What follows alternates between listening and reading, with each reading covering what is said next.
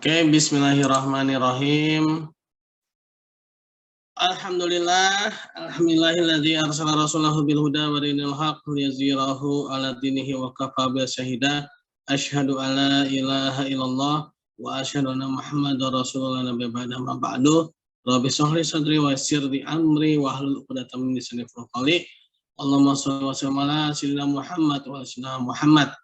Baiklah teman-teman, alhamdulillah ya kita bisa kuliah lagi ya, walaupun dengan media Zoom dikarenakan juga ada saya sendiri lagi kurang sehat ya, terus juga cuacanya ya Masya Allah ya, dari beberapa hari belakangan ini hujan ya alhamdulillah ya, kita hujan. Dan ya insya Allah kita masih tetap bisa kuliah ya, yaitu di mata kuliah manajemen pemasaran syariah ya. Oke, pada mata kuliah ini saya akan menyampaikan materi mengenai etika ya, etika dalam pemasaran menurut perspektif Islam ya. Nah, etika ya, sebelum masuk ke materi saya ingin bicara tentang etika ya. Nah, agama Islam ini adalah agama yang paling kalau dibilang tuh sangat menuntut yang namanya itu etika. Etika itu mesti kayak sopan santun ya, terus adab ya, terus semacam apalagi namanya tuh etika tuh ini ya, tata krama ya. Nah, bagaimana dalam memasarkan itu ya dalam perspektif Islam etika ya. Nah, sebenarnya bicara etika ya, Islam itu sudah menjadi satu kesatuan ya sebenarnya dalam etika ya. Nah, etika pemasaran syariah. Etika pemasaran syariah menggabungkan prinsip maksimalisasi nilai ya dengan prinsip-prinsip kesetaraan dan keadilan bagi kesejahteraan masyarakat ya. Nah, jadi ada nilai prinsip-prinsip kesetaraan dan keadilan ya bagi kesejahteraan masyarakat. Nah, jadi adanya prinsip-prinsip kesetaraan. Kesetaraan itu maksudnya apa sih? Kesamaan ya dalam kesejahteraan. Melalui etika pemasaran syariah memastikan ditanamnya bibit keharmonisan dan tersedianya aturan yang tepat di dalam masyarakat, sehingga meningkatkan martabat dan menegakkan hak-hak manusia ya. Nah, etika pemasaran memastikan ditanamnya bibit keharmonisan dan tersedianya aturan yang tepat dalam masyarakat ya. Nah, jadi tetap ada martabat dan menegakkan hak-hak manusia ya dalam masyarakat. Maksudnya apa sih? Jangan sampai kita memasarkan, mungkin saya sudah sering menyampaikan ya teman-teman ya. Ya mentang-mentang lagi dikejar target, ya mohon maaf ya, mungkin ada yang di luar sana gitu ya, itu sampai-sampai ya ya dia menggadaikan harga dirinya gitu ya demi closing gitu kan. Nah ini menghancurkan martabat manusia gitu ya, menghancurkan atau merendahkan martabat dirinya sendiri ya. Nah, inilah yang yang menjadi problematika dalam dunia pemasaran gitu kan. Nah, mungkin ya di luar sana ya di kita mah nggak ada. Dan menegakkan hak-hak manusia ya. Nah, jadi memiliki hak manusia. Hak manusia itu dibatasi oleh hak manusia yang lain ya. Nah, jadi saling menjaga ya hak-hak manusia. Nah, di sini juga dikatakan bahwa tersedianya aturan yang tepat ya, bahwa ada aturan yang tepat. Jadi ada kalau bahasa syariah itu perintah dan larangan ya. Aturan yang tepat itu ada perintah dan larangan. Misalkan ya dalam menjual ya tidak diperbolehkan menampakkan aurat ya. Nah, itu kan merupakan sesuatu yang kalau dibilang itu mungkin ya kalau sekarang sudah banyak ya yang menutup aurat ya. Tapi kalau dulunya ya itu masih banyak lah kalau dulu yang orang-orang yang buka aurat ya. Bahkan di beberapa pasar swalayan sekarang kasirnya yang wanita itu ya padahal cuma baru kasir gitu ya. bukan bagian marketingnya ya, itu sudah menutup aurat gitu ya, alhamdulillah ya. Nah, berarti sudah ada kemajuan ya dalam dunia, pemasaran syariah ya. Nah, ini penting ya teman-teman, karena memang, yang namanya syariah itu ya, itu bukan hanya dari segi slogan ya, bukan hanya dari segi nama gitu ya, syariah ya, tapi juga dari hal-hal yang di sini itu ya sehari-hari gitu ya teman-teman ya. Misalkan ya, ya ketika lagi jualan gitu ya, tiba-tiba saja azan berkumandang, Allahu Akbar gitu kan. Nah itu secara syariahnya itu harus tunda ya, tunda ininya ya, transaksinya harus ditunda karena panggilan Allah Subhanahu wa taala itu lebih mulia daripada apapun juga ya. Karena menegakkan sholat ya, itu merupakan prinsip yang utama ya. Nah, begitu pula dalam dunia pendidikan ya, dalam dunia pendidikan, dalam proses belajar mengajar ya. Itu pun juga seharusnya apalagi di sebuah institusi ya yang membawa nama Islam gitu kan. Ketika azan berkumandang ya, stop semuanya gitu. Nah, harus di stop ya, harus dihentikan gitu ya. Kalau memang membawa nama Islam ya. Nah, itu saja contoh-contoh dalam yang sederhana gitu dalam kehidupan kita sehari-hari ya. Apalagi dalam berdagang kan, apalagi sholat Jumat ya bagi yang laki-laki ya. Di dalam Al-Qur'an surat Al-Jumu'ah itu ya, ketika jual beli wadarul bai' ya, maka tinggalkanlah jual beli ya, dalam di Al-Qur'an surat Al-Jumu'ah itu ya, ketika sudah masuk waktu sholat ya Jumat ya, ini dalam Quran ya dikatakan bahwa tinggalkanlah gitu ya. Ini kita masih ini loh, saya jadi teringat kisahnya Bani Israel ya teman-teman ya. Jadi ini mungkin ada sedikit kisah ya, ini juga dari Al-Quran ya. Kisahnya itu mengenai Bani Israel yang suka mengambil ikan ya, atau bahasa kitanya itu memancing ya, mungkin mancing ya, di hari Sabtu. Nah, hari besar Bani Israel itu adalah hari Sabtu. Kalau kita kan hari Jumat ya. Kita ya, bener ya, kita ya. Ini nggak ada yang nyangkal ya. Nyangkal berarti bukan umat Islam loh. Ya. Nah, kita ini umat Islam ini hari besarnya hari Jumat ya. Nah, Bani Israel hari besar itu hari Sabtu. Nah, orang-orang Bani Israel yang tinggal di tepian pantai ya, itu kalau hari Sabtu mereka suka mancing, ngambil ikan. Allah Subhanahu Wa Taala ya, melarang. Ya. Nah ini kita sebagai umat Islam ini beruntung banget tuh teman-teman. Kenapa? Kita waktu yang dilarangnya itu hanya mungkin ya sekitar ya mungkin antara jam setengah 12 sampai jam 1 lah ya, itu untuk melaksanakan sholat Jumat ya kan. Setelah sholat Jumat ya itu kan dikatakan maka menyebarlah kalian di muka bumi ya, carilah karunia Allah Subhanahu wa taala sebanyak-banyaknya, semoga kalian termasuk orang yang beruntung gitu kan, dalam Al-Qur'an surat Al-Jumu'ah ya. Nah, artinya apa? Kita sebagai umat Islam ini ya, ini kita beruntung gitu ya. Kenapa? Karena yang diharamkannya itu ya, itu hanya pada saat waktu-waktu sholat Jumat itu gitu ya, tinggalkanlah jual beli. Nah, ini Bani Israel ya, ini satu hari full ya. Satu hari full, hari Sabtu mereka tidak boleh melakukan aktivitas lain selain aktivitas beribadah ya. Bahkan memancing ya, Bani Israel itu ya di Quran surat Al-Baqarah ya, mereka dilarang untuk mengambil ikan, memancing ya di hari Sabtu ya. Artinya apa? Mereka dilarang untuk aktivitas lain atau mencari nafkah ya. Jadi Sabtu itu benar-benar saya itu mereka harus mengagungkan hari Sabtu gitu kan. Nah, tapi mereka justru tidak taat gitu. Ini juga digoda juga, diuji ya gimana mereka.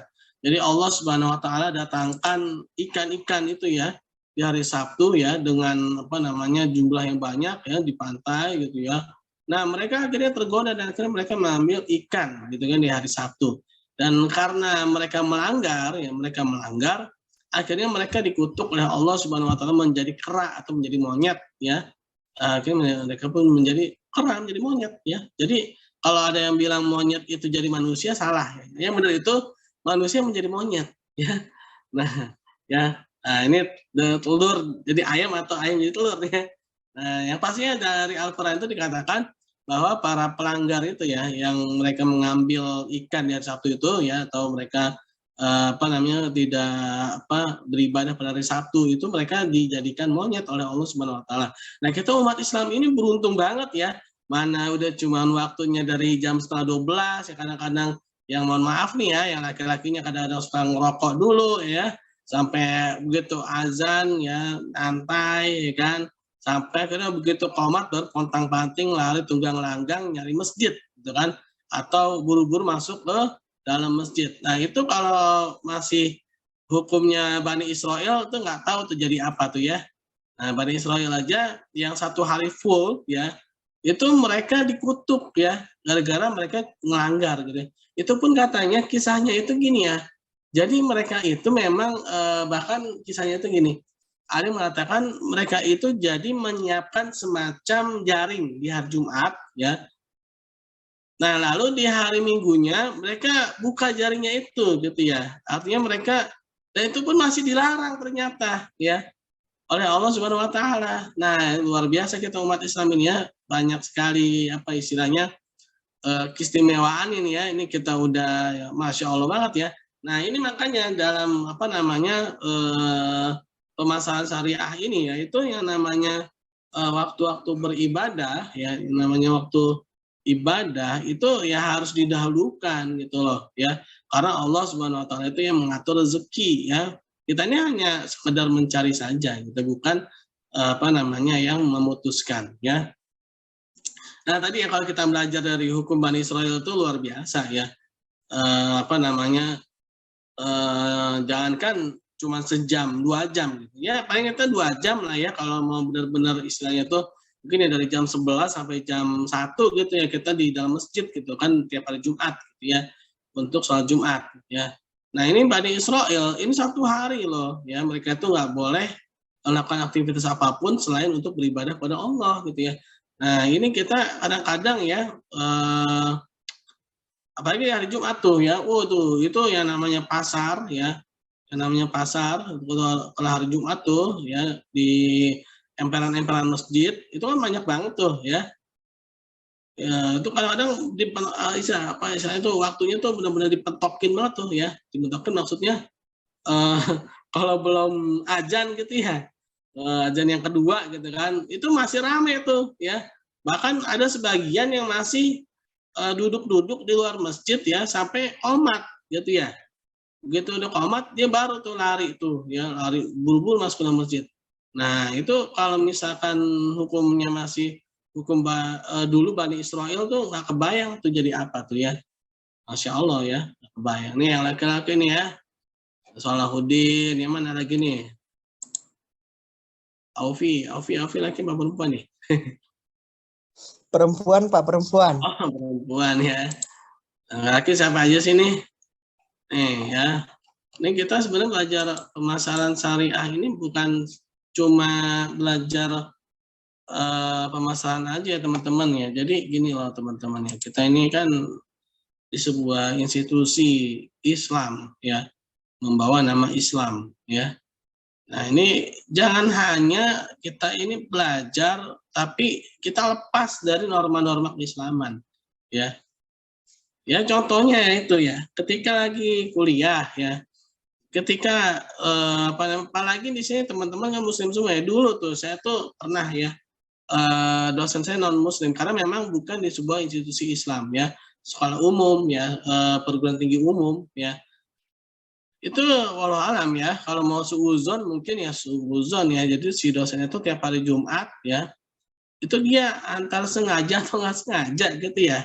Saya jadi agak sedikit curhat ya. Jadi dia tuh kayak sengaja seperti membuat lama gitu ya, sehingga kita yang laki-laki itu akhirnya kita ya harus berani gitu, berani maksudnya dalam hal yang benar gitu ya, "Mohon maaf Pak, saya izin mau sholat Jumat," gitu kan.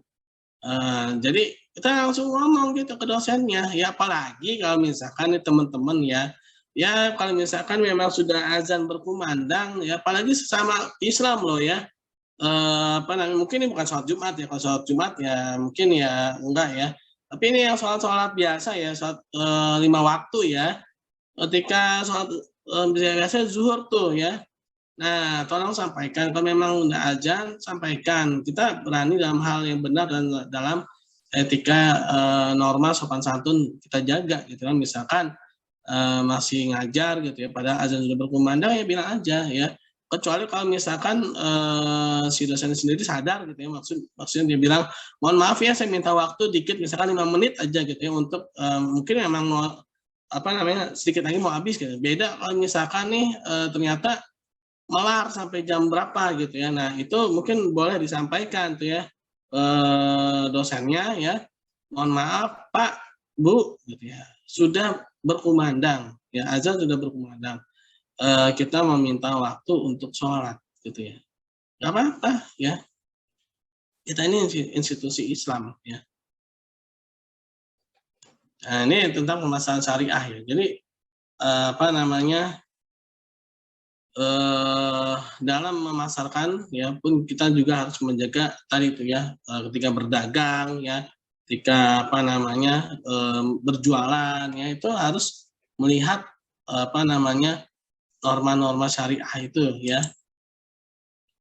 Nah, karakteristik pemasaran sesuai dengan syariah. Pertama, ketuhanan, rabbaniyah ya, bersifat religius. Keyakinan bahwa hukum-hukum syariah merupakan hukum yang paling adil dan paling sempurna dan perasaan merasa bahwa Allah Subhanahu wa taala senantiasa mengawasinya. Oleh karena itu ketika dia berjualan, dia selalu berlaku jujur, adil dan juga dia tidak membuka aurat, tidak bersumpah dan hukum-hukum fikih itu ya.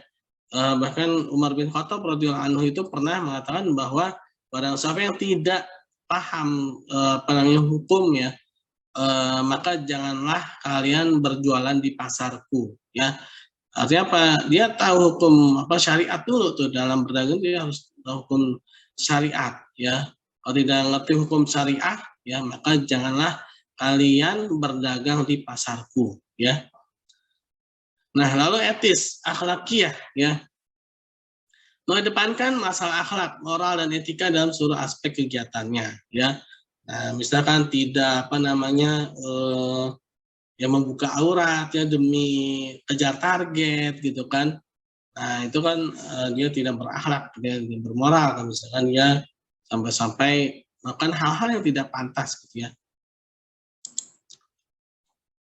Realistis atau al-waqiyah ya.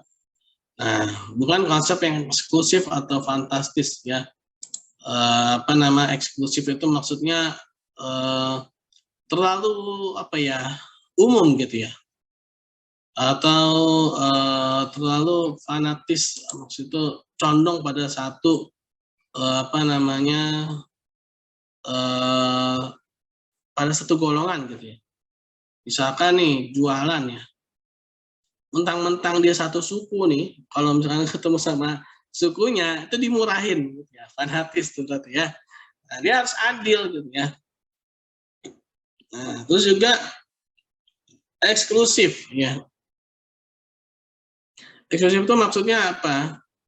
Dia jualan itu jangan terlalu apa ya, dia juga harus tahu ini ya, apa namanya, skup wilayah ya. Skup wilayah misalkan nih, dia punya barang dagangan jumlahnya sekian ya.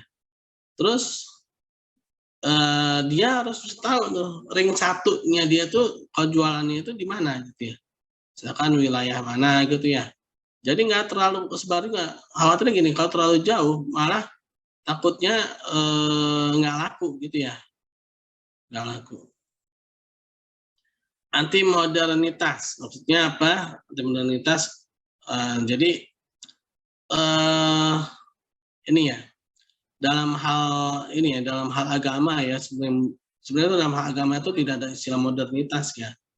Yang namanya agama itu udah modern ya, maksudnya tuh, terlalu mengikuti zaman gitu ya. Misalkan lagi zamannya apa namanya, pakai baju pendek, jualan apa namanya, jualan baju pendek gitu. Jadi dia ikutan jualan baju pendek itu ya. Nah, jadi itu terkadang suatu yang modernitas itu tidak selalu positif ya teman-teman ya. Yang modernitas itu ya kita harus lagi-lagi lihat bagaimana Islam ya, perintah dan larangannya gitu ya. Mentang-mentang lagi zamannya jual apa namanya, baju-baju minimalis, dia ikut-ikutan jualan baju minimalis gitu ya. Nah, itu tidak diperbolehkan ya. Dan juga tidak boleh kaku ya, harus fleksibel tapi dalam koridor yang syariah ya.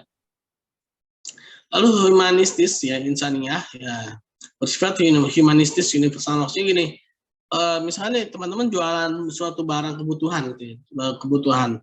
Nah, ternyata ada orang yang istilahnya itu dia punya uang ya kurang gitu ya, kurang itu memang benar-benar dia kurang dan pas-pasan gitu ya, misalkan susu deh ya, susu ya.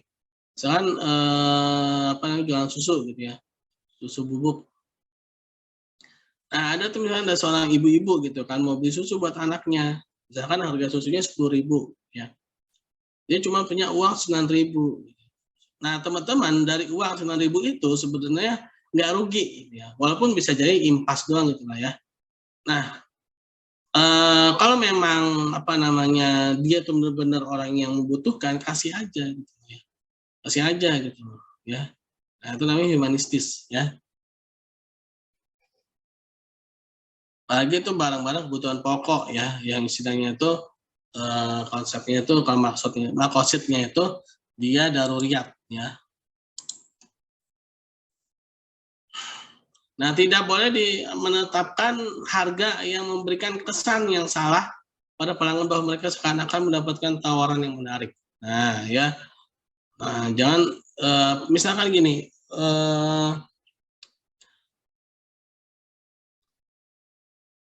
sebuah apa ya, kalau di apa namanya tuh, kalau di pasar malam tuh biasanya rame itu ada orang jualan jam, jualan kacamata, ya jualan apa gitu ya. Misalkan taruhlah jam tangan deh ya, contohnya jam tangan ya, jam tangan. Nah, ini ada orang jualan jam, kasih harga sekian. Dia bilang, "Ini barangnya ori." Ya bisa gitu kan. "Ini barangnya ori nih ya, ini barang bagus nih, ya, harganya cuma sekian sekian sekian," gitu kan. Nah, jadi si pembeli itu kan, "Wah, ini bagus nih," gitu. Padahal tidak sebagus itu gitu ya. Atau bahasanya itu dia melakukan yang namanya itu, tadlis, ya, penipuan ya. Nah, jadi tidak boleh melakukan penipuan dalam segi harga ya. Tidak diperbolehkan untuk mengubah harga tanpa mengubah kualitas atau kuantitas dari produk. Nah, misalkan nih ya, dalam, kondisi yang ceteris paribus biasanya, ceteris paribus itu dalam bahasa ekonominya itu keadaan yang lain itu konstan, itu maksudnya itu dalam keadaan normal gitu ya. Keadaan normal, tiba-tiba saja ada orang yang menaikkan harga atau menurunkan harga ya. Misalkan nih harganya misalkan biasanya 10.000, tiba-tiba saja dia jual 8.000. Nah, ini juga sebenarnya tidak diperbolehkan loh main turunin harga ya, di bawah harga pasar. Karena Umar bin Khattab radhiyallahu anhu itu pernah menegur seorang yang menurunkan harga. Nah, ini tujuannya dia ini nanti ujung-ujungnya ya perang harga. Nah, ketika dia perang harga, maka dia nantinya yang menang ya, dia akan memonopoli ya, istilahnya itu apa, bakar uang gitu ya. Nah, ketika, pesaing-pesaingnya itu mati ya, maka dia akan bermain tunggal ya. Ketika dia bermain tunggal, dia akan memonopoli dan dia akan mempermainkan harga. Nah, oleh karena itu Umar bin Khattab radhiyallahu anhu itu pernah mengatakan, "Naikkan hargamu atau kamu keluar," ya. Nah, kenapa sih nurunin harga kok nggak boleh? Ya jelas nggak boleh lah, dia sengaja bakar uang ya, bukan karena ini ya, apa namanya, eee, istilahnya itu mengambil untung sedikit, tapi dia memang sengaja merugikan diri gitu ya. Dia tuh, merugikan diri, apa namanya, mundur selangkah untuk maju 1.000 gitu kan. Nah, ini juga, apa namanya, tidak diperbolehkan ya. Kecuali kalau memang ya kuantitasnya itu misalkan biasanya 10, harga 10.000, misalkan dijual jadi 5.000 tapi apa namanya cuma dapat 5 gitu ya, artinya itu dipecah gitu ya. Nah ini lain ya, harganya sebenarnya sama tapi karena kuantitasnya berubah. Atau kualitasnya berubah menjadi lebih kurang bagus gitu ya, tapi harganya diturunin. Nah itu apa namanya diperbolehkan ya. Nah, lalu melarang propaganda palsu atau publisitas pada bagian dari pemasar tentang posisi permintaan dan penawaran melalui media, ya.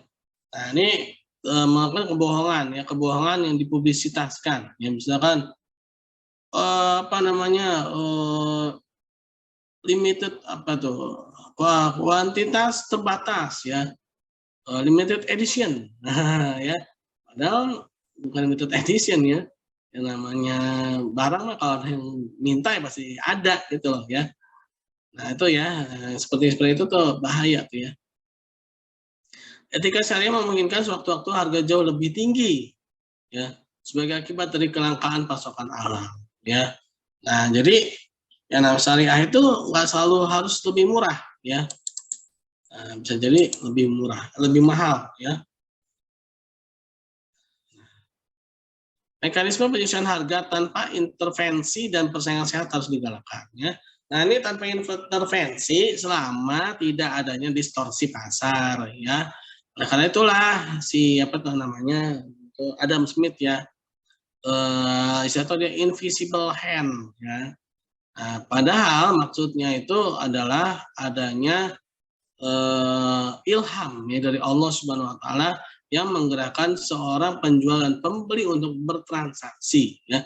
Nah, tapi ini dalam kondisi tanpa adanya distorsi pasar ya. Kalau misalkan ada distorsi pasar itu apa sih? Ya itu tadlis ya, terus penimbunan ya.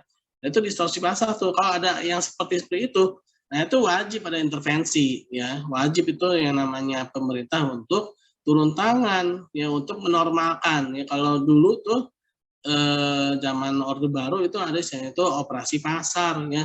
Jadi ketika harga itu mulai mengalami kenaikan yang tidak wajar, nah maka pemerintah ya turun tangan langsung melakukan operasi pasar untuk menekan harga ya agar tidak terlalu melambung ya. Lalu syarat penting untuk keberhasilan mekanisme seperti itu mengharuskan tidak adanya corner market, tidak adanya penimbunan, tidak adanya manipulasi ya. Nah ini ya, distorsi pasar itu ya, tidak adanya manipulasi harga yang tidak adil dan tidak adanya pembatasan pada perdagangan ya. Nah, lalu penimbunan untuk tujuan penyangga. Nah, ini maksudnya untuk jaga-jaga ya.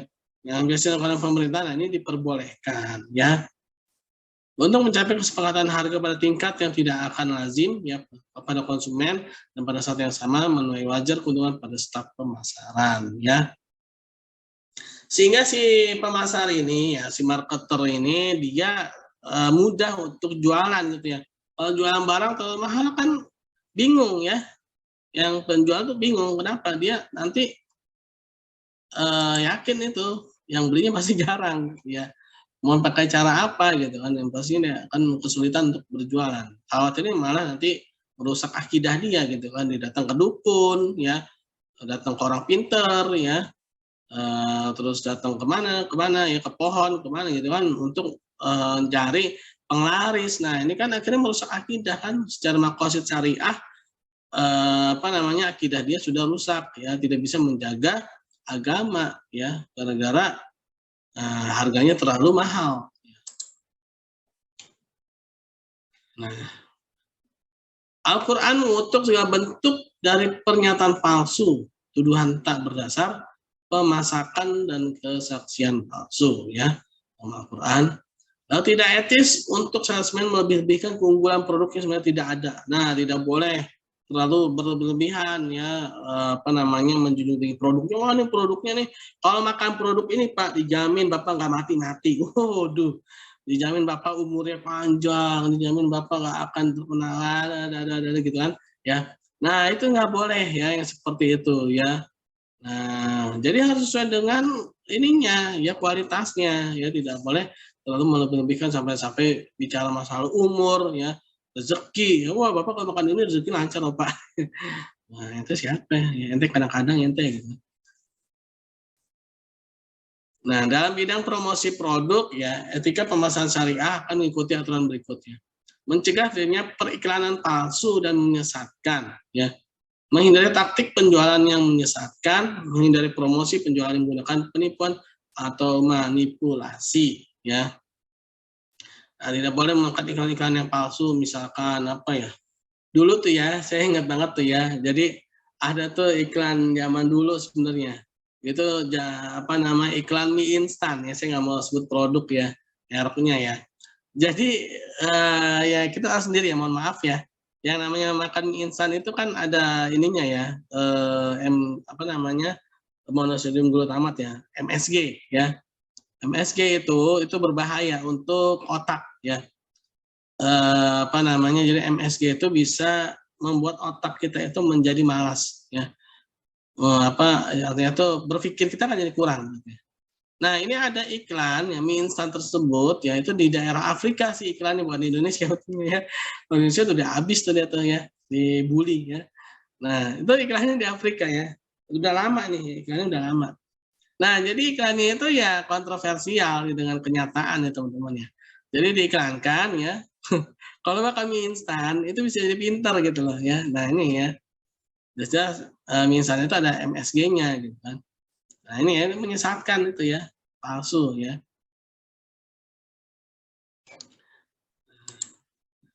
Nah ya, menghindari taktik penjualan yang menyesatkan, menghindari promosi penjualan yang menggunakan penipuan atau manipulasi ya.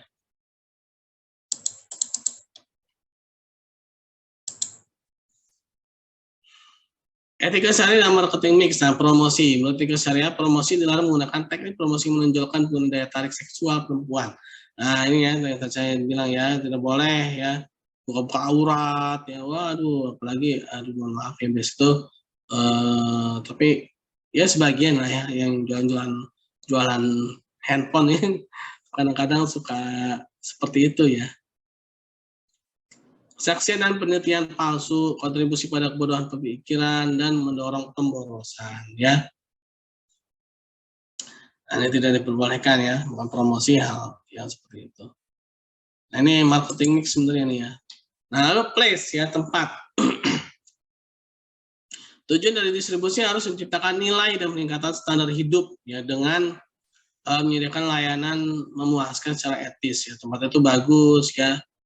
Nah, tidak memanipulasi ketersediaan produk untuk tujuan eksploitasi, tidak menggunakan pemaksaan dalam saluran pemasaran, ya. Ayo beli, kalau nggak beli, saya bacok nih. Waduh, ya, ini jualan apa yang mau ngapain gitu kan? Tidak mempengaruhi secara tidak pantas pilihan reseller untuk menangani produk. Saluran distribusi tidak seharusnya membuat beban bagi pelanggan akhir dari segi harga yang lebih tinggi dan penundaan. Nah ini kita kadang-kadang terlalu panjang rantai penjualannya nih ya, dari produsen, dari petani sampai ke pembeli akhir itu kadang-kadang ya begitu ya, udah harganya mahal, kualitasnya anjlok. Kenapa? Karena kelamaan ya di rantai itunya ya, dari penjual ke tengkulak terus ke apa namanya pengepul, pengepul terus ke pasar induk, di pasar induk terus ke apa namanya eh, distributor, ya distributor ke pengecer, pengecer baru ke konsumen. Nah itu kalau misalkan kita hitung aja, misalkan satu ini 1 minggu gitu ya, jangka waktunya masing-masing 1 pekan itu kadang-kadang lebih bisa 1 bulan. Jadi dari petani ke ini aja bisa jadi 2 mingguan gitu ya, barang itu mengendap ya. Nah itu ketika udah sampai ke konsumen itu nggak kebayang, itu jadi bubur kali itu ya ininya ya, saking apa namanya matengnya gitu ya. Nah,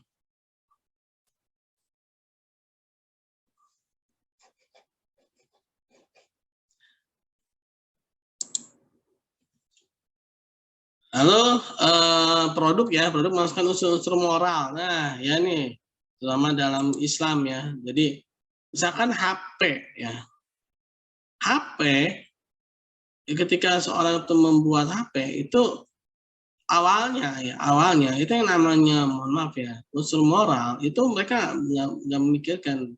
Nah ini ada kejadian apa namanya, misalkan kayak anak kecil akhirnya membuka, anak yang belum umurnya itu membuka apa namanya, situs-situs tertentu gitu ya, yang apa merusak moral. Nah ini barulah itu ada apa namanya, semacam saringan-saringan gitu ya.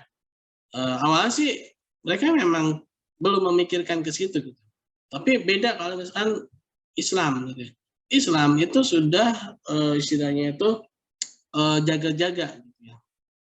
Istilah itu namanya itu saddu zariah ya. Yaitu mencegah jalan ya, mencegah jalan menuju satu keburukan ya. Itu seperti mencegah keburukan itu sendiri. Nah, jadi yang namanya jalannya saja itu udah ditutup ya dalam Islamnya. Jadi dalam membuat produk itu yang namanya hal-hal yang negatif itu sudah dipangkas dari awal, bukan menunggu sudah kejadian baru dipangkas seperti itu ya. Jadi memang kalau sudah dari awal itu sudah dipikirkan tidak boleh ada hal-hal yang buruk ya. Prinsip syariah dalam penentuan produk ya. Produk harus halal, tidak menyebabkan kerusakan pikiran dan bentuk apapun. Produk tersebut harus real dan bukan maya, ya. Lalu produk harus dapat dikirim setelah penjualan terjadi, ya. Nah, barang itu harus ada, ya, bukan barang-barang yang tidak jelas. Nah, etika pemasaran syariah, pemilik kepribadian spiritual, takwa, ya, lalu berperilaku baik dan simpatik sidik, berperilaku adil dalam bisnis, adil, bersikap melayani dan rendah hati, khidmah, menepati janji dan tidak curang, jujur dan terpercaya, tidak suka berburuk sangka dan tidak suka menjelekan dan tidak bukan atau risbah ya. Inilah beberapa sifat-sifat ya dalam memasarkan sesuai dengan syariah ya teman-teman ya.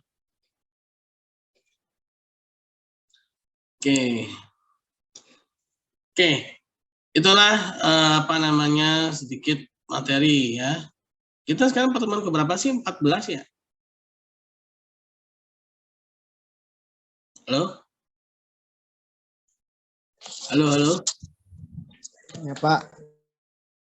Ya. Izin bertanya ya, Pak. Boleh. Ya. Oke. Terkait itu ya, Pak. Etika pemasaran ya, Pak ya. Iya. Etika pemasaran, tapi ini yang berhubungan dengan konvensional, nggak apa-apa ya, Pak ya? Iya. Oke. Nah, mengenai konsep pemasaran konvensional yaitu konsep. Bapak mohon maaf kalau putus nanti kita nyambung lagi ya. Oh iya, Pak, ya. Kan pemasaran konsep konvensional itu konsekuensinya untuk mendorong volume penjualan sebanyak-banyaknya. Nah, dan memperoleh keuntungannya itu yang setinggi-tingginya. Namun nih Pak, ada kritik bahwa konsep pemasaran tersebut itu yang didorong oleh keinginan pasar ini memiliki dampak negatif terhadap etika dan moral di pasar. Nah, menurut Bapak ini gimana ya Pak? Sampai-sampai etika pemasaran konvensional itu ada yang mengkritik bahwa konsep pemasaran tersebut itu memiliki dampak negatif terhadap etika. Waalaikumsalam. Oke, terima kasih. Tadi Hafid bertanya mengenai kritikan ya terhadap konsep konvensional.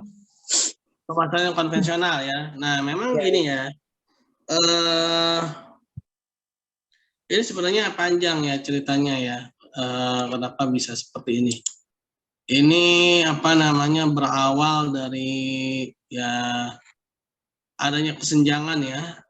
Sebelum apa namanya jadi gini. Sebelum Rasulullah SAW itu diutus ya.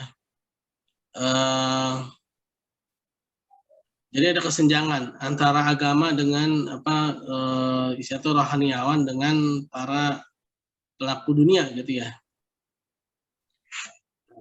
Kesenjangan ya, mungkin teman-teman tahu lah ya kisahnya bagaimana Galileo Galilei itu dihukum ya itu tidak lain dan tidak bukan karena adanya kesenjangan itu ya, dan sampai puncaknya ya apa namanya mereka itu ya antara apa namanya sisi dunia dan akhiratnya benar-benar terpisah gitu ya. Nah ketika Islam itu apa Rasulullah itu diutus ya, Islam itu kembali bersinar ya, Nah, saya katakan Islam itu kembali bersinar ya apa? Sebelumnya ya Islam itu memang udah ada gitu ya. Itu nabi-nabi sebelum Nabi Muhammad SAW ya. Mereka itu membawa agama Islam juga ya, tapi dengan syariat yang berbeda. Lalu Rasulullah Nabi Muhammad SAW itu nabi yang terakhir menyempurnakan syariat Islam ya, apa namanya, dan Islam ya itu memang apa namanya menggabungkan ya antara dunia dan akhirat. Jadi ketika di dunia ada prinsip-prinsip nilai-nilai keakhiratan ya. Nah, sampai satu ketika ya peradaban Islam itu turun dan akhirnya hancur dan runtuh ya.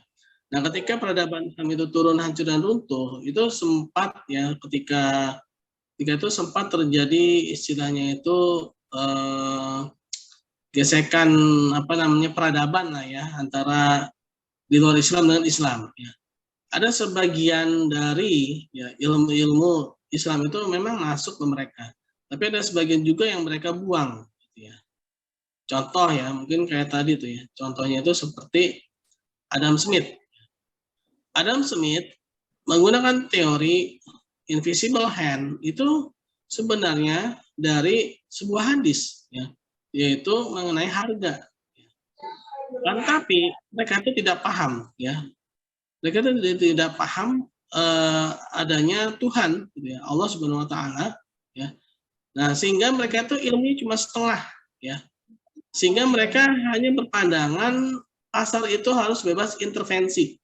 Dia tidak melihat secara integritas atau secara keseluruhan gitu ya. Jadi pasar itu memang harus bebas dari intervensi, tapi ketika pasar itu tidak terjadi distorsi, ya tidak terjadi apa namanya kerusakan ya dalam jual beli. Gitu ya. Misalkan tadi itu ya ada tadlis, ada penipuan, penimbunan dan sebagainya yang memang mengarah ke perbuatan buruk, dan itu memang harus ada intervensi pemerintah, ya. Nah, itu ya. Dan itu tidak melihat ke situnya, dia hanya mengambil sebagian, kan, tapi dia tidak mengambil sebagian yang lain. Nah, begitu juga dalam pemasaran yang konvensional, mereka memang ya apa namanya, kenapa sih mereka bisa seperti itu ya? Penyebabnya adalah karena mereka itu trauma ya terhadap sejarah mereka. Orang-orang konvensional itu, orang Barat itu ya, mereka itu trauma akan sejarah, maaf, dengan sejarah agama mereka ya. Mereka takut kalau agama itu masuk dalam dunia mereka, dalam dunia bisnis mereka, takutnya mereka gak bisa maju kayak dulu gitu loh ya. Nah, kita sebagai umat Islam ini harusnya beda. Kita ini umat Islam ini justru kita ini maju ketika agama itu kita praktekkan ya. Nah, jadi kita istilahnya jangan apa ya terbawa-bawa lah ya. Nah, kenapa sih mereka apa namanya begitu banyak apa yang harus kritisi ya karena itu tadi ya. Karena mereka memang satu ya, mereka memang sudah trauma akan sejarah agama mereka dulunya ketika mereka itu apa terlalu didominasi oleh agama, mereka mengalami kemunduran ya. Mereka takut ya, takut mengalami kemunduran ya. Nah, ini sebenarnya panjang ya teman-teman ya. Jadi teman-teman tuh ketika belajar apa namanya ilmu-ilmu Islam ya, itu juga harus tahu tentang ilmu sejarahnya ya. Ada apa sih? Nah, itu keterangan dari sejarah itu kejawab ya. Kenapa sih begini? Karena dulunya seperti itu gitu ya. Nah, kenapa mereka membuat teori yang benar-benar istilahnya itu terlalu mementingkan dunia ya karena mereka seperti itu. Mereka itu trauma ya. Nah, kita umat Islam ini harus tahu gitu ya. Harus tahu ya, harus tahu sehingga kita tuh bangga dengan konsep kita gitu loh. Ya, kita punya konsep sendiri. Kita punya sudut pandang sendiri. Ya minimal ya, misalkan nih ya ibadah-ibadah kita nih ya, kan kayak sholat ya.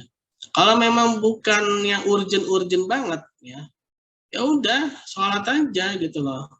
Walaupun mungkin itu apa namanya dalam jam-jam pengajaran gitu ya. Ketika azan sudah berkumandang harus sholat gitu ya. Apalagi ini membawa nama institusi Islam ya. Nah, kita mengkritisi konsep-konsep barat gitu ya, yang konvensional itu, tapi kita sendiri dari hal-hal yang remeh gitu ya, menjaga waktu sholat gitu ya, ini kita keteteran. Nah, kan jangan sampai seperti itu gitu, teman-teman ya. Jadi ya kita harus perhatikan dari hal-hal yang sederhana. Karena semua itu berawal dari situ loh ya. Adanya konsep-konsep syariah itu ya, itu dari itu ya, dari bagaimana Rasulullah itu berdakwah, bagaimana ibadah Rasulullah itu yang luar biasa ya, dan juga para sahabat ya radhiyallahu anhum ya. Nah, itu mereka mempraktekkan ya hasil dari ibadah mereka gitu ya. Nah, kenapa sih bisa muncul adanya diperbolehkannya mudharabah ya kalau secara transaksi ya, tidak boleh melakukan kerusakan ya, misalkan penipuan dan sebagainya itu, yaitu karena dari hasil ibadah gitu ya, bukan serta-merta dari pemikiran gitu ya. Itu memang dari hasil ibadah gitu ya. Ya jadi seperti itu ya Hafid ya. Nah, ini udah berkumandang azan ya. Terima kasih atas pertanyaannya. Yang lainnya gimana? Ya Pak, sama-sama. Kirain teh cuma gara-gara ngumbar aurat sampai-sampai ada orang lain mengkritik gitu Pak. Ternyata bukan juga ya Pak ya. Itu salah satu aja itu ya, ngumbar aurat itu salah satu efek aja tuh ya. Ya, Banyak Pak. sebenarnya tuh ya. Itu panjang Fit ya. Kalau mau ini nanti bisa konsultasi ke saya ya. Itu panjang loh. Itu ini ada sejarahnya panjang gitu ya. Itu efeknya aja, buka aurat lah ya. Itu efeknya aja. Baik Pak, cukup. Terima kasih penjelasannya Pak. Ya sama-sama. Ya, oke teman-teman, ada lagi yang mau ditanyakan? Ini udah azan ya. Ya, kita close aja ya. Insya Allah ya teman-teman ya, nanti bisa lewat WA ya. Oke, terima kasih atas perhatiannya dan kehadirannya. Ucapan Assalamualaikum warahmatullahi wabarakatuh. Waalaikumsalam warahmatullahi wabarakatuh.